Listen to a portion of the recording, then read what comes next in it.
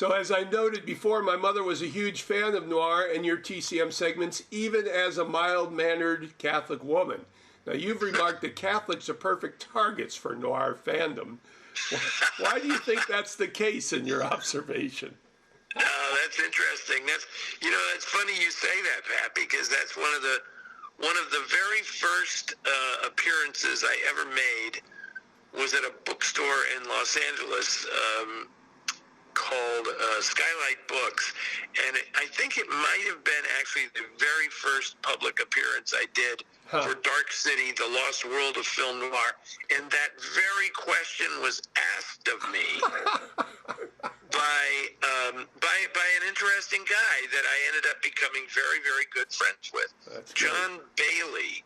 John Bailey, who was a great cinematographer and ended up making some films of his own, including one called China Moon, that was a neo-noir film with Ed Harris and Benicio del Toro. And anyway, John kind of riffed on that same thing, but I think it's basically the guilt. It's basically the guilt and the idea of you're doing something wrong and you do it anyway, and so there's going to be literally hell to pay. I think that it's a very, very Catholic thing, but of course it's fascinating to realize how many of the filmmakers and writers were Jewish. Right. So the fact that, what do they have in common? Both of them are guilt-ridden. These are guilt-ridden religions. So I just think that in a nutshell, that's what it is. And of course, let's face it, if you want to do a noir, you've got your, 7 deadly sins and your 10 commandments and all this kind of stuff. It's like, that's basically the manual. Well, they don't call it Judeo-Christian for nothing. So that's exactly right.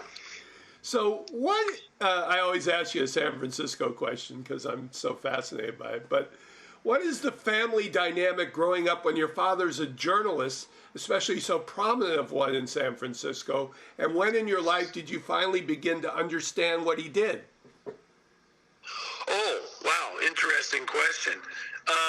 I was 16. Okay. When I understood what he did, because it was a ritual thing. I realized that because I had 2 older brothers, and at a certain point, up until the time I was 16, I just knew my dad left the house every day and went somewhere and did something.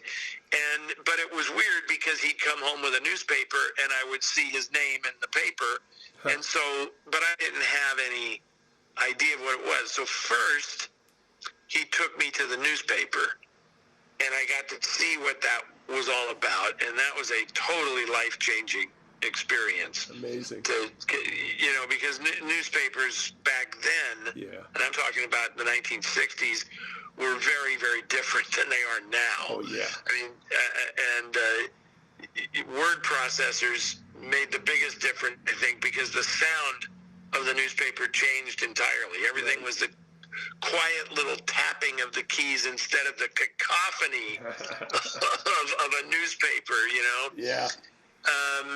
But that was crucial. But then, when I was 16, he took me to the fights, and that was, he had kind of decided that 16 was the age at which you can finally see what it is I do for a living, and that was the total eye opener because I realized my father was an entirely different person than who I thought he was. All right. I mean, he was dad at home. Right. But out in public at the fights, he was a wheel. I mean, it was extraordinary to me to see these, exactly the kind of people you assume make up the fight game. Yeah. Like kowtowing to my dad, who to me was just, a sweetheart and a super nice guy and the guy you buy me this ice cream cone, buy me a comic book, whatever. Right. And then all of a sudden, here's this guy, and these bruisers are like, hey, listen, Mr. Muller, I just wanted to ask you a favor, blah, blah, blah.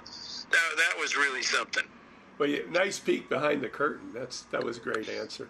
Absolutely, and it was vitally important for me to see that kind of respect and authority that he had, being a guy who just used words. Right. It made me understand the value of being able to write for a living, and I gotta say that kind of set me on that course. This is Patrick McDonald for HollywoodChicago.com. Copyright 2025.